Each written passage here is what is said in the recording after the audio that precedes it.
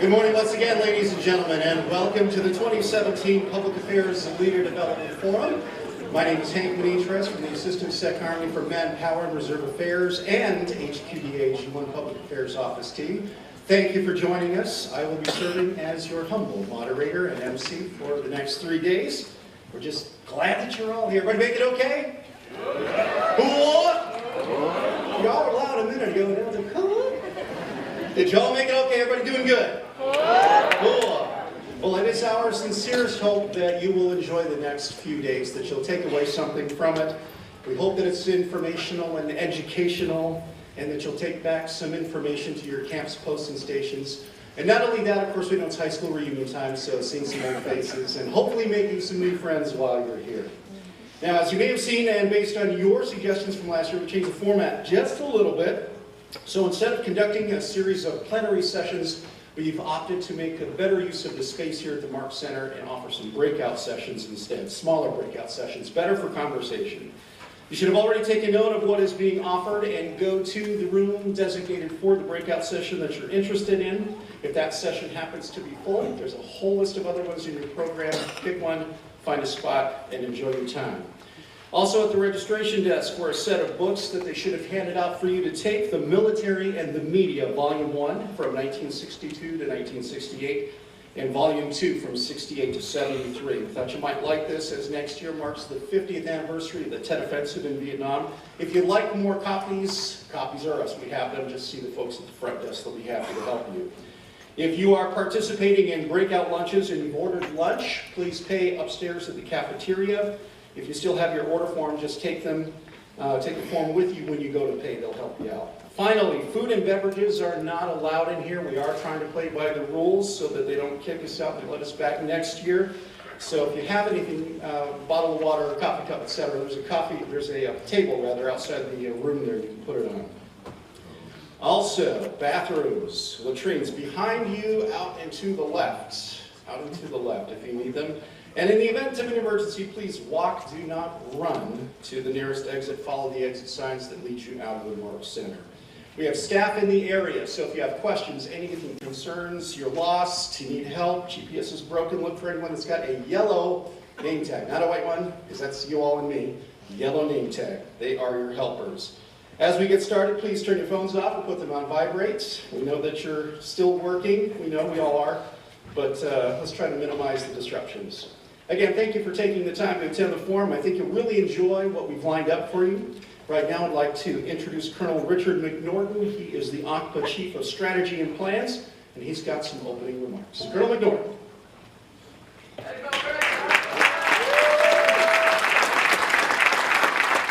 Good morning. Welcome to the 2017 PA Forum. You should have your program. And over the next 2 days, you'll have 6 opportunities to attend a breakout session of your choosing. Now what we did is we used your responses when you registered online to determine the number of sessions we would offer, and then also the size of the classroom to meet the demand from all of you for that class. However, it is important that when you plan the breakout sessions is that you get to the class early. Because once the class has been filled, we need you to select a second option during that period to attend. So kind of plan your day looking at the schedule. In the file that you received, the classrooms where the session will be held will be noted on there. Now, if you're out going to the breakout session classrooms, the smaller ones, and they're all full, for every session we will have a training session done here in the auditorium, which has the maximum capacity of 435 people, so you'll always get a seat in here. It's the smaller breakout rooms that we have a little bit of a concern. During the next 3 days, for lunch, all of the colonels will be having a working lunch with the CPA. This session will be in room 24. Tomorrow, on Wednesday, there'll be 3 lunches. The colonel lunch, but also the GS 13s, 14s, and 15s will be meeting with Mr. Brady and Ms. Bobby Galford. The Sergeant Majors will be meeting with Sergeant Major Velasquez. That's during the lunch session tomorrow. In addition to that, today, and if you look at your schedule, there's a Board of Directors meeting during the second sessions of breakouts, so from 1420 to 1520. And the board of directors consists of the colonels, the GS 1415s, and the sergeant majors. And so that's going to be a session where you don't have an option during that period. The board of directors meeting is where we need all of you to discuss some important topics with the CPA. Colonels, we need you to be there 20 minutes prior. So from, let's see the time here, at 14:05, we need you to be in that meeting room because there's going to be a special topic of discussion from HRC. So the colonels will be in there for 15 minutes, and then the rest of the board of directors will arrive to that breakout session. And finally, please take the opportunity to collaborate with your fellow PAO professionals. We will do everything we can to stay ahead of schedules, to get you longer breaks so you can meet and talk to your fellow PAOs, make new friends, meet your old friends, and hope you enjoy the conference. Back over to you, Nick. Thank you very much. And now, ladies and gentlemen, prepare to be stunned and amazed at this year's video.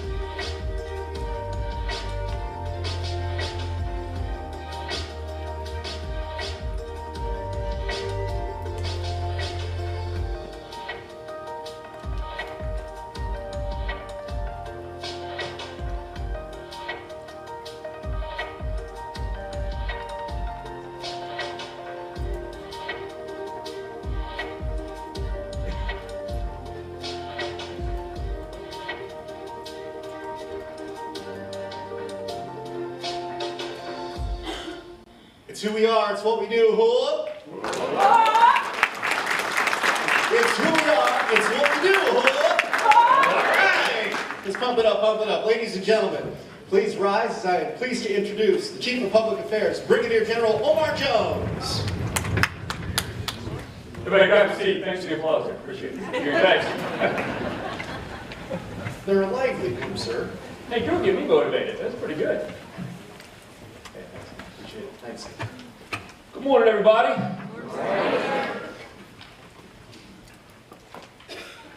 Now, I prefer to talk down there. They said you couldn't see me if I do, so you got to bear with me up on the stage if that's okay with everybody.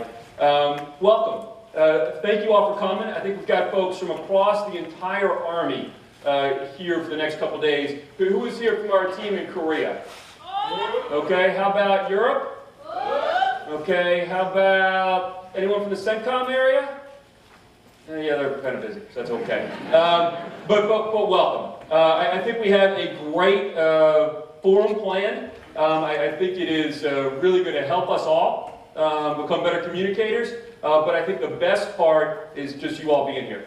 And I appreciate the time, the effort. I know for many of you all leaving your shops, particularly in our garrisons and some of our smaller units, are leaving the shop uncovered a little bit. So please pass back to your commanders, your commanding generals, my appreciation for letting you go for a little while. But just the opportunity, starting with the social last night, clearly all the planned events, but the interaction in the hallways, the interaction between events, I think is just makes the entire forum worthwhile and really gets after us as a group, as a team of Army communicators. So first and foremost, welcome, and I appreciate you all being here. Been the CPA now since 4th of July weekend, so if you do the math, coming up on 4 or 5 months, and probably like all of you, there are good days and bad days, but I absolutely love the job.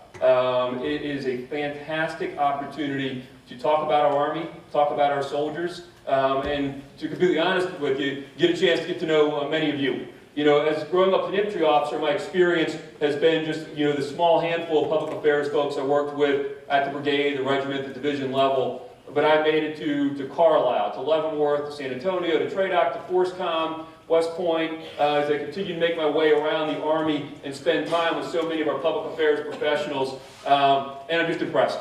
Yeah, I'm impressed with the commitment to the Army. I'm impressed with your commitment to telling the Army story, your depth of knowledge about the Army and your commands that you support, and that is absolutely my favorite part of the job. And I will continue to be on the road doing that. Look forward to folks I haven't met yet, whether I meet them in the next couple of days or meet them while I'm out on the road.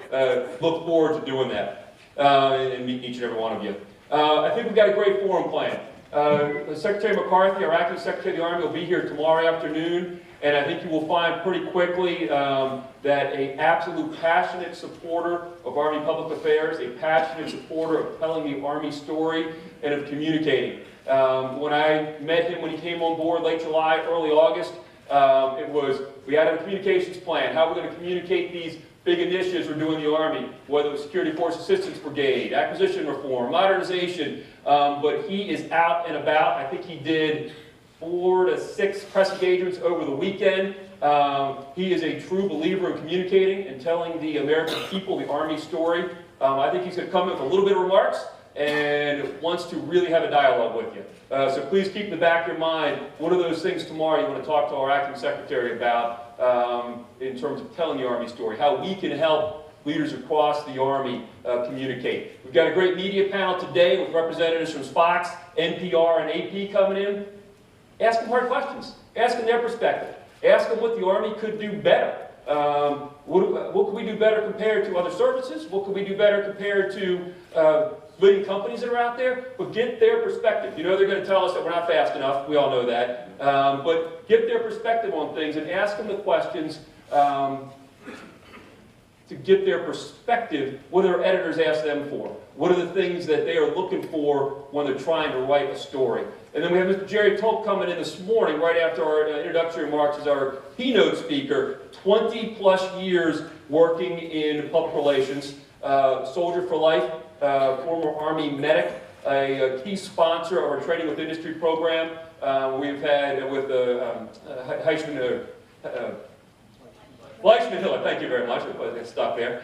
And you know, a great opportunity to talk to him about how he's been doing this for a career in terms of work in public relations, what he sees from TWI, what he sees from Army public affairs professionals that come out and work with him as well. So just a great opportunity, and then multiple breakout sessions starting later today through tomorrow. We will have HRC here, we will have SLD here, we'll have our CP22 folks, lots of acronyms there, to talk about our career paths, to talk about talent management. I will have a number of sessions with the senior leaders to talk about where we're going with the career field. Get your input, which I very much want as we're looking to map the future as we look to 2025, 2035, 2050 down the road where we want our Army public affairs professionals to be. So a fantastic, frankly, jam-packed 2.5 days, but I think it will make it value-added for your travel, and then clearly the opportunity to network and meet the people you're here with.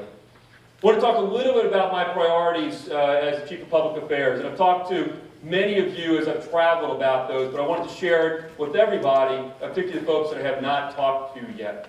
It's really 3 priorities as I came in this summer, and the intervening months have really reinforced those priorities. The first one is telling the Army story. And no surprise there, that's what we do, that's what we're for as Army Public Affairs professionals. Telling the Army story to the American people. Earning their trust and confidence, sustaining their trust and confidence by being transparent about what their Army does, what their Army accomplishes, and keeping them informed to maintain that close connection with the American people. The great part, and frankly, I would not want to be a public affairs professional if I had a choice between now, 1997, 1977. You can wind the clock back as we talk to some of our Hall of Fame folks that'll be here tomorrow night and throughout the day, I think for some of the sessions tomorrow. The abilities and the capabilities we have to communicate today directly to the American people are absolutely fantastic. I personally think it's an incredibly exciting time to be an Army communicator and to tell the Army story. Clearly, we're going to continue to work with the media, because the media is where the majority of American people get their information, whether it is TV, the newspapers, online, or whatever it happens to be. And we as public affairs professionals have got to have good, effective relationships with the media so we can pick up the phone and talk to them and talk either off the record, on background, and then provide them statements to help make sure we are being transparent about what the Army is doing. Like many of you, I do the same thing. I was doing that over the weekend with some reporters interested in a couple of things that the Army has going on right now. But it is also through our community relations outreach, which we have now named it at the OCPA level, our outreach. We can directly reach to the American people and to those influencers that are out there talking to the American people, talking to prospective soldiers, talking to their mentors about the Army and what it really means to be a soldier today. And then through the digital media, social media, and then the platforms we own, whether it's your websites, for us, Army.mil, those kind of things. Just an incredible resource for us to be able to talk directly to the American people and share our stories about what soldiers are doing and what it means to be a soldier today. So that's my number one priority, and will remain my number one priority, is telling the Army story to the American people. Now the second priority is about being value added to our commanders. And I will tell you up front, that's a two-way street. The Sergeant Major, Mr. Brady, and I really own half of that equation with your help. And that is helping our commanders understand the importance of communicating, understand the resources that are available to them, and then frankly understand what they have by having a public affairs professional, a communications expert on their staff to help them do that. Someone who is truly an expert in terms of how human beings communicate. So we've got that piece, working whether it is with our senior leaders through the War College, out at Leavenworth, talking to future battalion commanders, future brigade commanders, future nominative sergeants major, but communicating to them, our most senior leaders, Secretary of Defense, Acting Secretary of the Army, Chief of Staff, the Army's expectation that commanders are communicating, that they are out there telling the story of the military, telling the story of the Army, but then again, talk about the tools that are available to help them do that. So that's the first part of it. But then the other part of it is making sure we've got the right public affairs professional in the right job, with the right experience at the right time. And that's on the institution. I'm not sure we've always done that as well as we can, and that's something we're taking a look at across the board, is making sure that when you show up for a job as a public affairs professional, we've done everything we can to make sure you've had the right training, the right experiences necessary, whether it's operational experiences, broadening experiences, before you take that job, so that you are value added on day one. And when your commander comes in, your commanding general comes in and says, I got to communicate, but I'm not really sure which direction I need to go, you can say, sir, ma'am, here's a comms plan. Here's some proposed communication objectives. Here's a way we can get there. And here's how we can help you communicate what's important to your organization, what's important to the Army. And we need to help you with that as an institution. The piece that we need to help from each and every one of us on doing is being that expert. Being that expert in communicating. And that's what I've talked to a number of my predecessors, and I talked to commanders across the board, I talked to general officers across the board in terms of what they can expect from their public affairs professionals. And the way I talk about each and every one of you, as I describe you as communication experts. You are the experts on the staff in terms of how human beings transmit and receive information. Maybe in writing, maybe verbally, maybe images, maybe video, and it may be digitally. But if your commanders want to communicate to any audience, internal, external, media, whatever it happens to be, the first thing in their mind should be, whoa, where's my public affairs professional? I want them at the table with me because they help me tell my story, they help me talk about the unit. So that's the piece I would ask, both the next 2.5 days, but also longer term, as you look at, am I truly that communications expert to be able to be value added and have that seat at the table with my commander to help them tell their story to any audience. So being value added to the commanders is my second priority. Now third and finally, in terms of priorities, you've all heard our Chief of Staff talk about the Army of the future. What does the Army need to look like in 2025, 2035, 2050? My third priority is the corollary to that statement or that question. What does the public affairs community, what do we need to look like as a career field in that same time frame? 8 years down the road, 18 years down the road, and out to 2050. So Major Velasquez's replacement, the future Sergeant Major of our regiment in 2035, is already in uniform out there somewhere right now. So while it sounds like it's a long way down the road, it's frankly not that far. So what are the things we need to do now to put in place?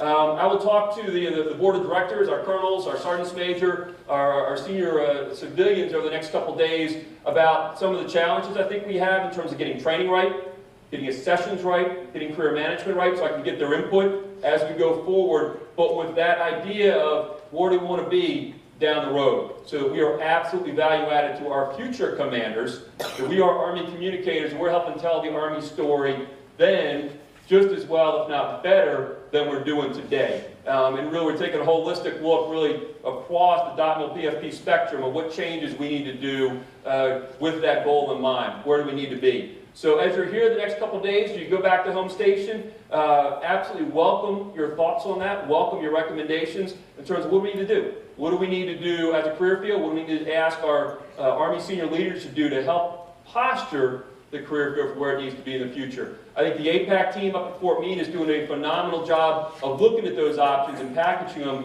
so we can go to the senior leaders with strong recommendations for things that we want to do in the future that will make us even better communicators and more value added to our commanders going forward. I'm excited about the next couple days. I'm excited to meet as many of you as absolutely possible. My call to action for you, my challenge to you over the next 2.5 days, first and foremost, is take away some additional skills, take away some additional TTPs in terms of how you can be a better communicator when you leave. Particularly from the breakout sessions, go to those breakout sessions where you're not comfortable, where you can put something else in your kit bag so that you're a better communicator when you get back to home station. Second, share. Share your lessons learned. If you've had some things over the past year since last year's forum that worked really well and were very successful for you in terms of how you're communicating your unit story, share it. If you had some hiccups and you had some things that maybe didn't go so well or some missteps, really share those. Because frankly, I think we all learn from those even better than success stories. So share those in terms of how it can be even better. And then third, I would ask you to network. I would ask you to get to know each other and ask yourself these 2 questions. Who mentors you? Are they in the room? Are they back at home station? Are they somewhere else across the Army? When's the last time you talked to them? When have you engaged them about professional development? What's going on in the Army? What's going on in our career field? But then I would argue, frankly, more importantly than that, who do you mentor? And hopefully you can walk away from this with a good idea of folks that these are some younger folks in our career field, younger by time and service, in our career field that I want to put my arm around and help them as they continue to grow as Army communicators, as they continue to grow as Army leaders, and continue to make an impact on our Army and on our career field. So thank you for being here. Thank you for what you do every day. Thank you for your leadership and your service to our Army. I look forward to getting to meet as many of you as possible. And throughout the next couple of days, and once you get back, anything you need from me, just an email or phone call away, or just grab me in the hall while we're here today. Thank you very much.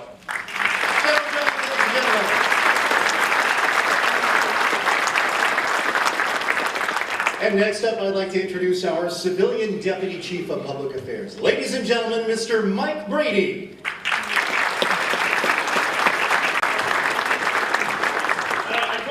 I didn't need a microphone, so Bob Stone, can you hear me back there? Absolutely. All right, there we go. Hey, look, like General Jones said, we are just really very excited to have everybody here to put a couple of days together of some professional development.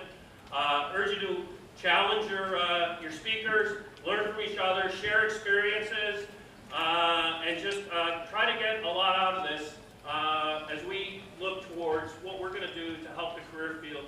And you're going to hear a lot about the professional development, what we can do, and it's a little easier, frankly, on the military side, where I know every couple of years we're going to move you, and you know what a job progression looks like. A little tougher for the civilians. We'll talk about that a little bit at our own CP22 events, but I am exceptionally passionate about being a communicator. When I was in 8th grade, we had career in communications. I am very fortunate to be able to continue to do it, and to do it in an organization like the United States Army. And I just respect and thank you all for everything you do every day to tell the Army story. And I just hope you get a lot out of the next few days. And thank you all for being here. Thank you for what you do. Now, I will say, we have both the hashtag and a handle. So can I get everybody to stand for just a second so I can grab a cell phone? All right. Can I reverse that?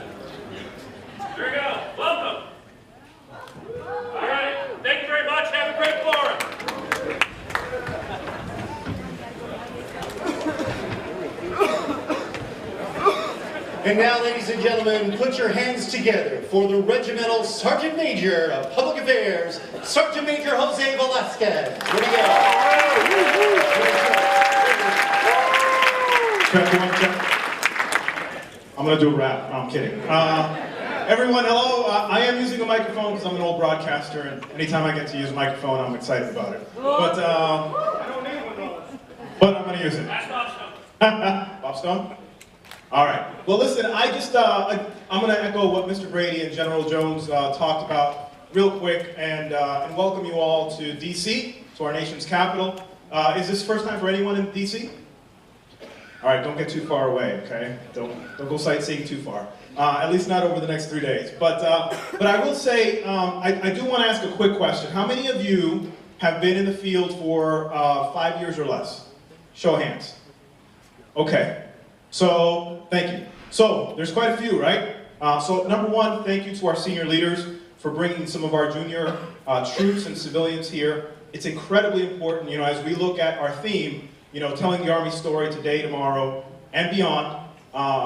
It's important that we bring the soldiers who are the part of the beyond, right? And that they come here and provide us that energy. Now, you know, as I talked to some of those guys last night at the reception, I was reminded how excited I was as a young trooper, as a broadcaster overseas, doing my job, spinning records, and, you know, telling stories on the air, and capturing the stories of our soldiers and our civilians, and telling them to the audiences abroad.